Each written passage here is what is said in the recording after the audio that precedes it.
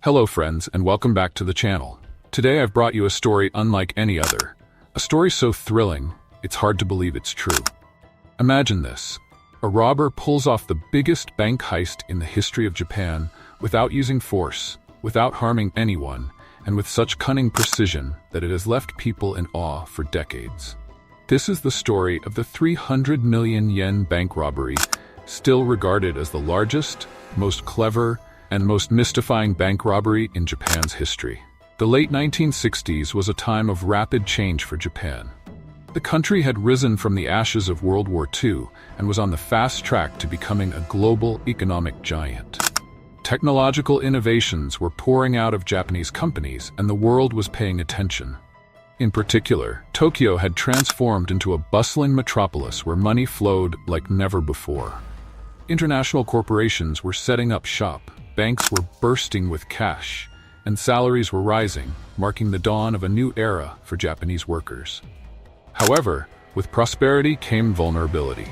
The influx of cash made financial institutions attractive targets for criminals. While banks improved their physical security, installing vaults, hiring guards, and using armored vehicles to transport large sums of money, the psychological aspects of crime were not as well defended. And this was precisely where the mastermind of the 300 million yen robbery saw his opportunity.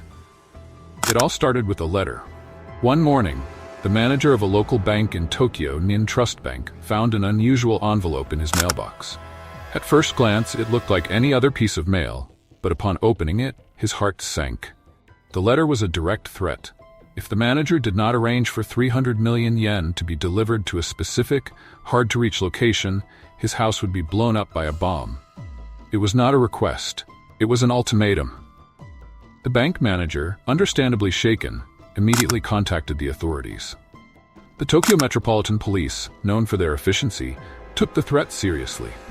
They began monitoring the manager's house and office closely, but what they didn't know was that this was just the beginning of a far more elaborate and chilling plan. Days passed, and more threatening letters arrived. The thief was patient, calculated, and relentless. The police continued to investigate the source of the letters, but found no useful leads. In the meantime, the bank increased its security measures, preparing for the worst. But no amount of preparation could anticipate what would come next. December 10, 1968, was supposed to be a routine day for Nin Trust Bank. The bank had been tasked with transferring a massive sum of 300 million yen to Toshiba, one of the largest companies in Japan at the time. It was the end of the year, and Toshiba, like many Japanese companies, paid out annual bonuses in cash. The money, divided into 3 large suitcases, was securely packed and loaded into the trunk of a company car. 4 trusted bank employees were assigned to deliver the cash to Toshiba's branch, just a few kilometers away from the bank. What could go wrong? The plan seemed foolproof. But as they say, the devil is in the details. As the car made its way through the bustling streets of Tokyo, a police officer on a motorcycle suddenly pulled them over. The officer, dressed in a standard police uniform, approached the car and spoke calmly to the bank employees. He told them that a bomb had just exploded at the bank manager's house, resulting in several casualties. The employees were shocked. They had been on edge ever since the threatening letters arrived, and now it seemed that the unknown assailant was following through on his threats. The officer, seeing their distress, added more to the story. He informed them that their car could also be rigged with a bomb, which the assailant may have planted earlier. He requested their cooperation in searching the vehicle to ensure their safety. Frightened and uncertain, the employees stepped out of the car. The officer began inspecting the underside of the car, and moments later, smoke and sparks erupted from beneath it. The terrified bank employees, believing the worst, fled from the scene, hiding behind a nearby wall. For a few moments, there was chaos and confusion. They feared for their lives, but then they noticed something strange. The police officer was gone. When the smoke cleared, the bank employees slowly made their way back to the car, but it was too late. The car, along with the 300 million yen, was gone. The realization hit them like a ton of bricks. They had been tricked. The man they had trusted was no officer of the law. He was the thief. What followed was the largest manhunt in Japanese history. The police, shocked and embarrassed by the audacity of the crime, pulled out all the stops. Over 10,000 officers were deployed across Tokyo, and checkpoints were set up on every major road. They searched every vehicle that fit the description, but the thief had already abandoned the car. It was found near a cemetery, empty and stripped of all valuables. The police discovered fresh tire marks on the ground near the car, indicating that the thief had switched vehicles. They expanded their search, checking thousands of vehicles and questioning hundreds of people, but no significant leads emerged. The officers who had spoken to the bank employees were able to provide a detailed description of the thief, and based on their testimony, the police released a sketch. It was distributed widely. More than 700,000 copies of the sketch were printed and circulated throughout Japan.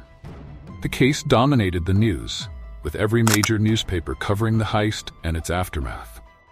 Despite the sketch, no one came forward with any concrete information about the thief's identity.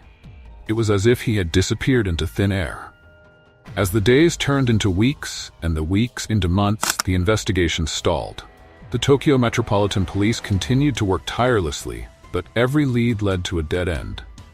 The thief had left behind few clues, and even the items he used during the robbery, a police uniform, a motorcycle, and a flare, were all stolen goods, making it nearly impossible to trace their origins. What baffled the investigators the most was the sheer brilliance of the plan. The thief had not only outwitted the bank employees, but had also managed to deceive the police. He had taken advantage of their fear, using the psychological impact of the threatening letters to orchestrate the perfect crime. More than 100,000 suspects were investigated, and over 10,000 police officers were deployed in the search, making it the largest investigation in Japan's history. Yet, despite their best efforts, the thief remained at large. The 300 million yen robbery became a nationwide sensation. It was the talk of every household, and people across Japan were captivated by the details of the case. How could such a large sum of money be stolen in broad daylight? How did the thief manage to disappear without a trace? And most importantly, who was he?